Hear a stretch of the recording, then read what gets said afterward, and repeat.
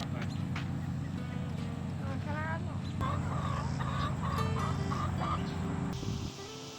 have no idea what this is.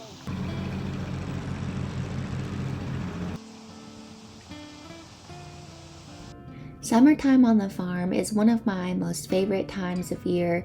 I think I've really tried this year to think about the season that we're living in and really try to just be present in that season and not try to think too far ahead as far as wishing that it was a little bit cooler outside or getting excited about fall, because I really do love the fall time of year as well on the farm. So summer and fall are some of my most favorite seasons.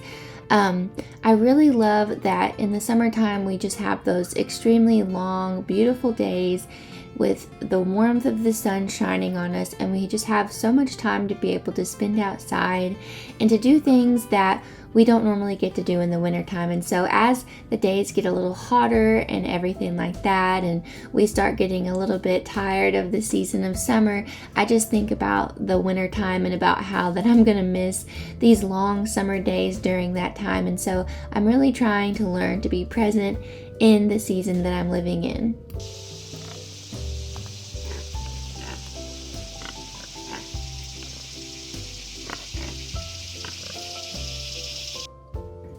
Our Tamworth pigs are just a few weeks shy of farrowing, and so Dave has been working tirelessly to get their farrowing pens built, and that way we can get them moved over into the new pens so that we can have them in a secure area where it's a little bit better for them as far as farrowing goes. So when we moved to this farm, like I said before in a previous video, I don't know if you've seen it or not, but our farm is completely wooded. We live on 19 acres, but it was completely wooded whenever we moved in.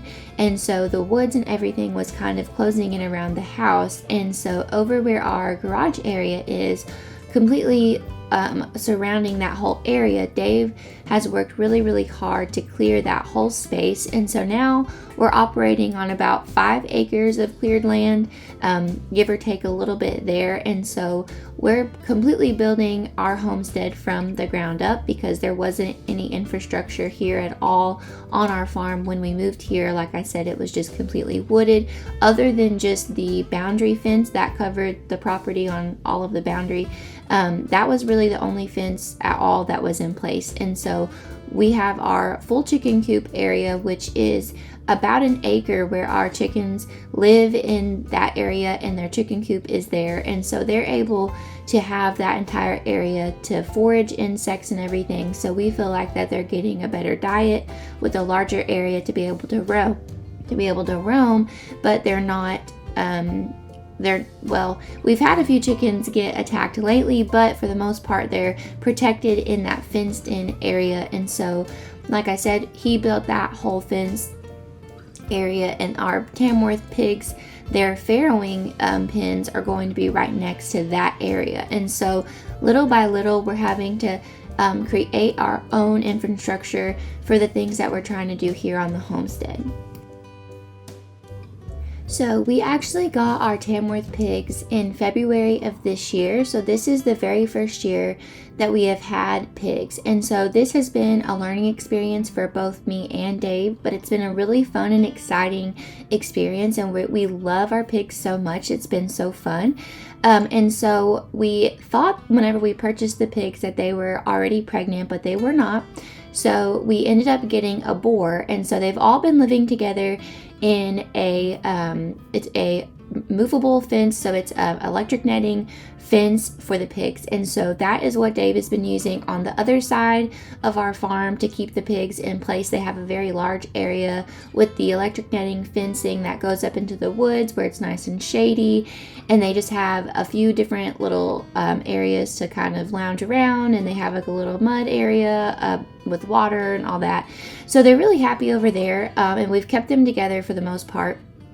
But at this point in their pregnancy, we feel like it's better to get them moved over to these new pens where they'll be able to farrow safely, and they'll all be kind of separated from each other so that the pigs will be safe. So that's what we were doing, and we were moving them over to these new pens that Dave has built. And so Our boar is staying over on the other side of the farm with the electric netting fence, and so we're getting the girls moved over. So like I said, in just a couple of weeks we should be expecting our baby pigs to arrive, and we cannot wait to share that whole process with you all. We are hoping to have plenty of feeder and breeder pigs, and so if you're interested in Tamworth pigs, if you would like to purchase one, or you just want more information on our farm, etc., you can email us at thebluegrassfamily@gmail.com for information on our upcoming Tamworth pigs.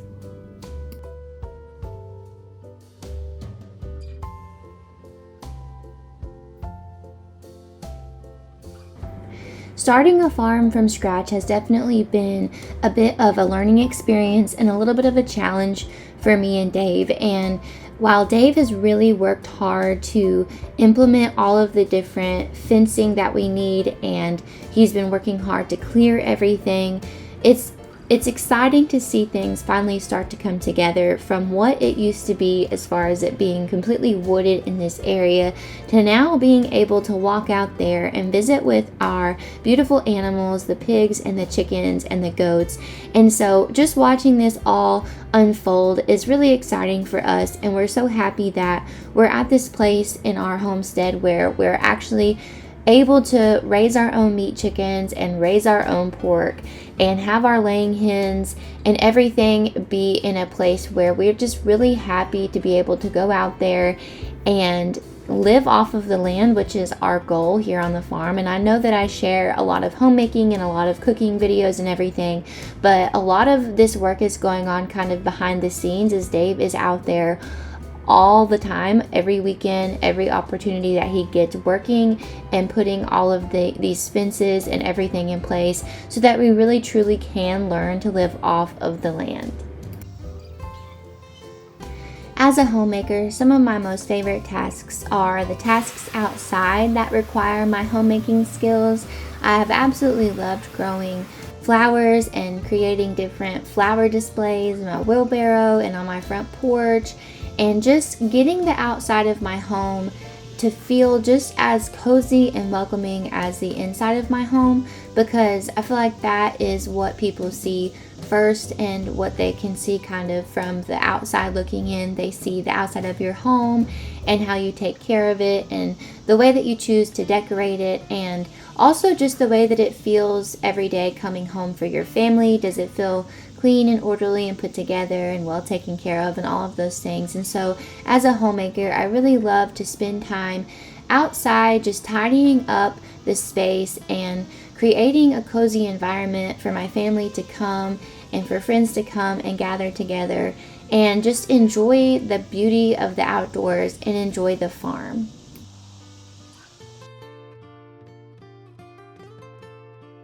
When we moved to our home, the lady that lived here was actually moving into an assisted living facility, and so she left behind a lot of different pieces of furniture.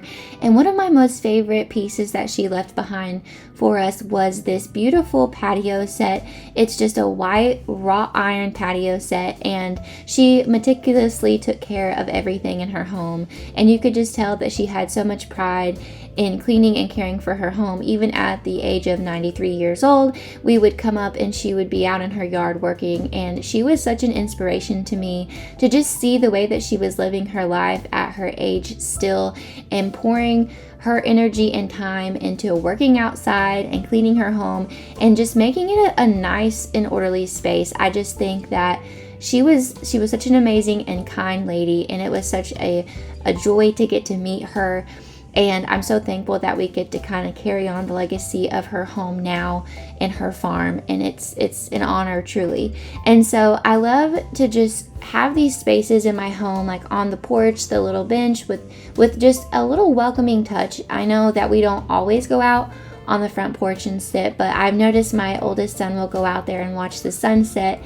And just creating these little nooks and crannies within my home, outside of my home, that I feel like it may not be perfect, it may not be the most beautiful or newest, most modern furniture or things like that, but my most favorite homes are those old rustic farmhouse homes with thrown together rocking chairs and cushions, and an old dog sitting on the porch falling asleep. Those are my most favorite homes, and one of the elements that I really love about the patio in the porch is the wire spools that Dave has brought home from work, because those have turned into our side tables and coffee tables on the patio. And at first I was a little skeptical about them, but now I've just fallen in love with the rustic look of it. And recently we visited another farmhouse, and I loved their outdoor space. It was so welcoming and cozy and inviting, but it wasn't fancy, and I love that so much because it feels like you can go and sit down and relax, and it doesn't feel like claustrophobic in the sense of you feel like you're gonna mess something up or dirty something up, but it was cozy and welcoming in such a warm way, and that's what I truly hope for our home. Thank you all so much for sticking around with this video, and we can't wait to share all of the upcoming farm projects that we have with the pigs and all of our other homemaking and DIY projects with you all. We are so happy you're here. Thank you so much, and if you haven't, please like and subscribe to our channel.